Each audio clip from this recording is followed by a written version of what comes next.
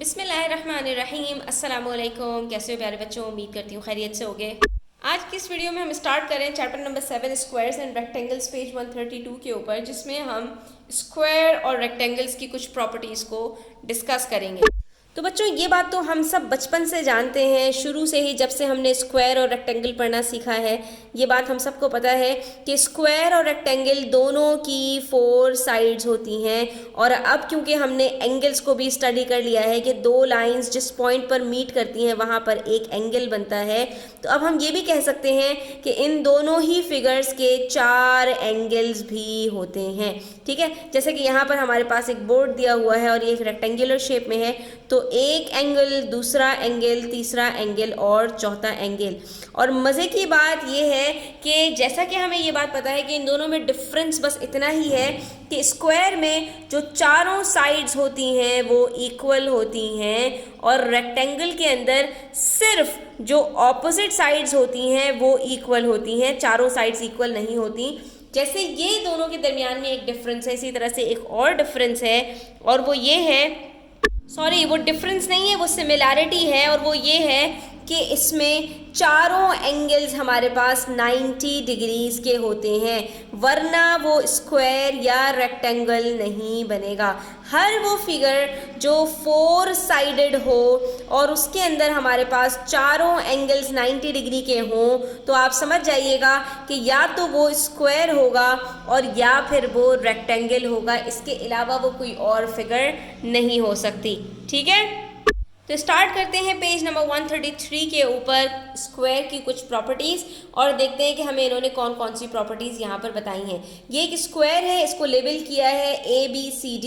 ये 4 एंगल्स हैं और इस स्क्वायर के हमारे पास 4 साइड्स हैं, क्योंकि स्क्वायर कहते ही उसको है जो 4 साइडेड फिगर होती है और चारों साइड्स उसकी इक्वल होती हैं। ठीक है, अब यहाँ पर इन्होंने हमें एक बात और बताई है कि हम शॉर्ट लाइन्स यूज़ करते हैं। जैसे कि आपको ये लाइन्स नज़र आ रही हैं जो हम साइड्स के ऊपर लगाते हैं, इस बात को शो करने के लिए, इंडिकेट करने के लिए कि ये जो हमारे पास साइड्स हैं ये इक्वल हैं।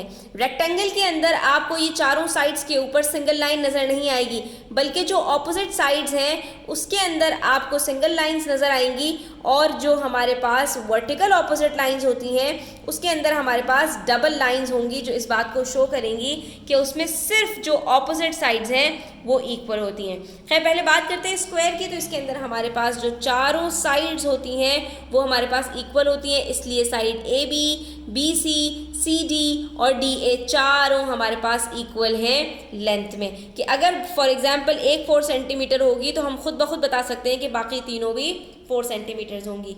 दूसरी प्रॉपर्टी जो हमें बताई जा रही है वो ये है कि सारे के सारे जो एंगल्स हैं वो 90 डिग्रीज के बनते हैं, क्योंकि दोनों लाइंस बिल्कुल स्ट्रेट होती हैं और इसके अंदर हमारे पास हमेशा 90 डिग्रीज का एंगल बनता है।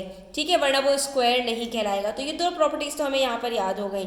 उसके बाद स्टूडेंट्स हमारे पास एक नई प्रॉपर्टी आती है यहाँ पर, और वो ये है कि हमारे पास जो ऑपोजिट साइड्स होते हैं वो हमेशा पैरेलल होती हैं, और पैरेलल साइड्स को शो करने के लिए हम एक छोटा सा एरो लगाते हैं। और ये भी जब ऑपोजिट साइड्स के ऊपर एरो भी हमारे पास एक जैसे हो, यानी दोनों जगह पर या तो एक एरो हो या दोनों जगह पर 2-2 एरोज हो, तो इस बात की निशानी होती है कि ये जो हमारे पास ऑपोजिट लाइंस हैं ये आपस में पैरेलल हैं। तो हम यहाँ पे क्या कहेंगे कि side AB is parallel to side DC। Similarly side AD is parallel to side B and C। ठीक है, तो अब यहाँ पर हम कह सकते हैं कि हमारे पास यहाँ पर 2 पेयर ऑफ पैरेलल साइड्स होती हैं, या हम ये भी कह सकते हैं कि the opposite sides of a square are parallel to each other. लेकिन अगर आप एक छोटा सा डिफरेंस देखें स्टूडेंट्स, तो यहाँ पर इन्होंने जो ये हॉरिजॉन्टल लाइन थी तो इसके अंदर एक एक एरो शो किया है, और ये जो वर्टिकल लाइन है इसके अंदर 2-2 जो है वो एरोज का पेयर शेयर किया है। तो इन दोनों में डिफरेंस क्या है ये भी समझ लीजिए। इसका मतलब ये है कि साइड जो हमारे पास AB है वो पैरेलल है साइड DC के, लेकिन ये दोनों जो लाइंस हैं ये इन दोनों के पैरेलल नहीं है। और ये कॉमन सेंस से बात समझ भी आ रही है कि ये दोनों एक दूसरे के लिए पैरेलल हैं और ये दोनों एक दूसरे के लिए पैरेलल हैं, लेकिन ये चारों एक साथ पैरेलल नहीं है, क्योंकि सबकी डायरेक्शंस जो है वो डिफरेंट हैं। इन दोनों के अलग है डायरेक्शंस और इन दोनों के डायरेक्शन अलग है।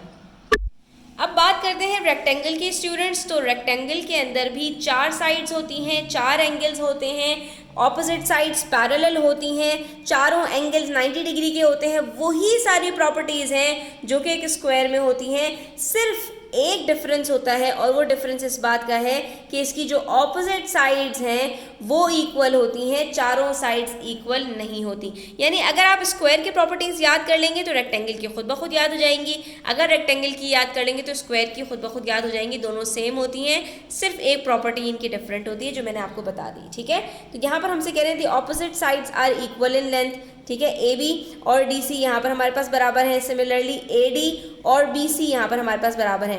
वहाँ पर हमने देखा था कि हमारे पास ये जो सिंगल लाइंस थी चारों साइड्स पर यही थी, लेकिन जब रेक्टेंगल की बात आई तो यहाँ पर हमारे पास जो सिर्फ ऑपोजिट साइड्स हैं वहाँ पर हमारे पास जो नंबर ऑफ लाइंस हैं वो बराबर हैं।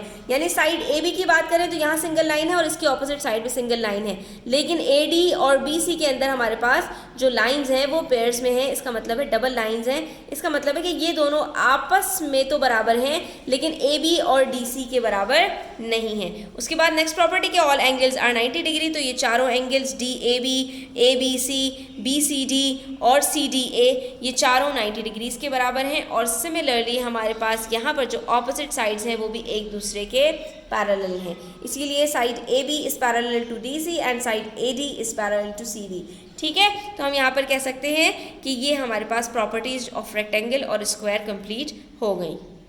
एक क्वेश्चन देखते हैं पेज नंबर 135 पर। हमसे कह रहे हैं figure P Q R S is a square. ठीक है, ये हमें एक इन्होंने स्क्वायर दिया जिसके अंदर इन्होंने एक रैंडम लाइन निकाली है एंगल आर से और वो जाकर मीट कर रही है पी क्यू साइड के ऊपर पॉइंट जेड पर। ठीक है, और इसमें इन्होंने कहा कि ये हमारे पास इस एंगल में एंगल आर पर एस आर क्यू के ऊपर ये जो लाइन स्प्लिट कर रही है तो दो एंगल्स बन रहे हैं, एक 63 डिग्री का है और दूसरा एंगल अननोन है जिसको इन्होंने वेरिएबल ए से डिनोट किया है और हमसे पूछ रहे हैं ये एंगल ए कितने डिग्रीज होगा।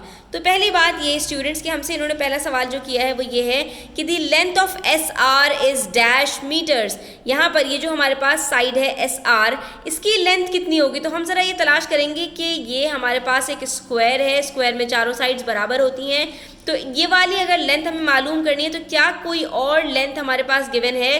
तो जी हाँ, हमारे पास साइड पी एस की लेंथ गिवन है, दैट इज़ 3 मीटर्स। तो इसका मतलब है एस आर भी हमारे पास कितनी होगी, 3 मीटर। स्क्वायर के अंदर चारों साइड्स इक्वल होती हैं। इसी तरह से हमसे यहाँ पर पूछ रहे हैं कि P Q is parallel to, ये जो दो लाइंस इस तरह से डायगोनल आपके पास बनी होती हैं इसका मतलब होता है कि इसके पैरेलल कौन सी आपके पास साइड है। तो पी क्यू के पैरेलल उसकी ऑपोजिट साइड होगी, दैट इज एस आर। तो हमने यहाँ पर लिख दिया P Q is parallel to S R. उसके बाद हमसे पूछ रहे हैं एंगल ए बता दीजिए। तो हमें ये बात पता है कि चारों एंगल्स 90 डिग्री के होते हैं। अगर 90 डिग्री को दो एंगल्स में स्प्लिट किया, एक 63 डिग्रीज है तो दूसरा कितना होगा, सिंपल है, 90 में से 63 को माइनस कर लीजिए, आंसर आ जाएगा आपके पास 27 डिग्रीज। इसका मतलब है एंगल ए हमारे पास यहाँ पर 27 डिग्रीज है। ठीक है, तो ये देखा आपने कितना सिंपल सा क्वेश्चन था, मज़े का क्वेश्चन था। सिर्फ इसके अंदर 2-3 चीज़ें हमें ख्याल रखना है और हमारे पास आराम से ये क्वेश्चन सॉल्व हो जाएंगे। इसी तरह से एक रेक्टेंगल का क्वेश्चन है और इसमें हमारे पास रेक्टेंगल जो है वो WXYZ है, जिसमें से हमारे पास जो एक लेंथ है वो है 10 सेंटीमीटर्स और जो ब्रेथ है वो 4 सेंटीमीटर्स। तो हम यहाँ पे कह सकते हैं कि ऑपोजिट साइड्स इक्वल होती हैं, तो ZY भी 10 सेंटीमीटर होगी और XY हमारे पास 4 सेंटीमीटर होगी। अगेन इसके अंदर भी हमारे पास जो चारों एंगल्स होते हैं वो 90 डिग्रीज के ही होते हैं। अब हमसे यहाँ पर कहा जा रहा है स्टूडेंट्स कि अगर लेंथ ऑफ XY हमसे पूछी जाए तो वो कितनी होगी। XY हमसे पूछ रहे हैं तो हम इसकी पैरेलल साइड देखेंगे। ठीक है, इसकी पैरेलल साइड हमारे पास जो ऑपोजिट साइड है वो 4 सेंटीमीटर्स है, तो इसका मतलब है कि ये जो XY है ये भी 4 सेंटीमीटर्स होगी। सिमिलरली YZ की हमसे पूछी है तो इसका ऑपोजिट साइड देखेंगे, वो उसकी लेंथ कितनी है WX की, ये हमारे पास 10 सेंटीमीटर्स है, तो YZ की लेंथ भी कितनी होगी, 10 सेंटीमीटर सेंटीमीटर्स। तो ये तो बड़ी आसानी से आप मालूम कर सकते हैं। उसके बाद पूछ रहे हैं कि डब्ल्यू एक्स के पैरेलल कौन सी साइड है, तो वो उसके ऑपोजिट साइड है। डब्ल्यू एक्स के पैरेलल जेड वाई है, यहाँ पर आपने लिख देना है कि जेड वाई इसके पैरेलल है। और एक्स वाई के पैरेलल क्या है, तो एक्स वाई ये है, इसके ऑपोजिट साइड डब्ल्यू जेड है, ये पैरेलल होगी इसकी डब्ल्यू जेड। ठीक है, तो हमने ये सारी बातें बता दी। उसके बाद हमसे पूछ रहे हैं कि आप हमें ये बताइए कि एंगल डब्ल्यू जेड एक्स। अब जब भी इस तरह से 3 लेटर्स के साथ कोई एंगल पूछा जाता है तो उसका मतलब होता है कि जो मिडिल वाला लेटर है इस पॉइंट के ऊपर एंगल कौन सा बन रहा है, डब्ल्यू जेड एक्स। हम सबसे पहले देखेंगे डब्ल्यू जेड एक्स, ये जो हमारे पास एंगल है ये वाला डब्ल्यू जेड एक्स, ये एंगल हमारे पास कितना बन रहा है। तो स्टूडेंट्स यहाँ पर आप देख सकते हैं कि ये जो हमारे पास पॉइंट जेड है इसके ऊपर पूरा 90 डिग्रीज है। तो अगर 90 डिग्रीज के अंदर थोड़ा सा एंगल 22 डिग्रीज है तो दूसरा एंगल कितना होगा, सिंपल है 90 माइनस 22। और जब 90 को हम 22 से माइनस करते हैं तो हमारे पास यहाँ पर आंसर आता है 68 डिग्रीज। इसका मतलब है ये जो एंगल डब्ल्यू जेड एक्स है हमारे पास, ये हमारे पास 68 डिग्रीज है।